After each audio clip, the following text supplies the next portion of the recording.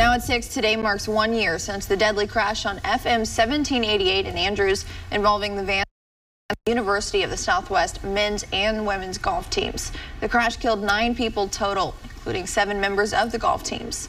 Good evening, I'm Madeline Bierster. And I'm Carson Bush. Now, family of the victims are still hurting from the tragedy. They say that pain will never go away. ABC Big 2's Rachel Hallam spoke with the family of 2 of the victims who say this has been the hardest year of their lives.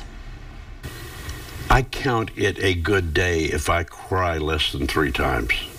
March 15th, 2022. Several families received the call they never wanted to get when DPS troopers confirmed 7 members of the University of the Southwest golf teams were killed in a crash in Andrews County. There was a lot of confusion and I know it was kind of chaos. And so we just kind of held out hope for a little bit. Maybe it wasn't her. Maybe they'll call and tell us, oh, wait, she's right here.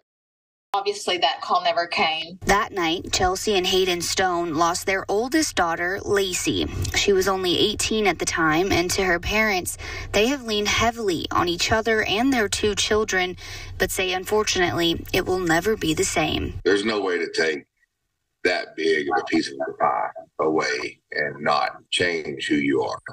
We always just feel like we're missing a piece, and even when it's just us 4 together, it'll never feel normal. The only senior girl on the golf team, Carissa Rains, was set to graduate in May of that year. Her father, Gary, said she was legally blind when she was 4 years old, but that didn't stop her from going after her dreams of being a forensic scientist and a pro golfer. But there was something in her. Golf was her means to achieve several of her ends. Golf helped her spread the word of God. Golf helped her love on other people the way she loved on her family. As for Lacey, the Stones said she was just starting to spread her wings. She played many sports but found golf to be her passion, and the team she found at USW was something every parent could have hoped for. To see just a group of kids from all over the world gathered together that kind of made it their own, they made their own little group out there that just was fantastic. I mean, there was just a handful of kids there that on that golf team that were all just great kids, just a good team. I mean, their atmosphere was just vibrant. Both families agree that this past year has been the hardest they could have ever imagined, but saying the support they have received has been incredible. The year's been super hard, but we've been very, very fortunate with the outpouring of love and support. To find grace and see the power in it is pretty cool. It's for us.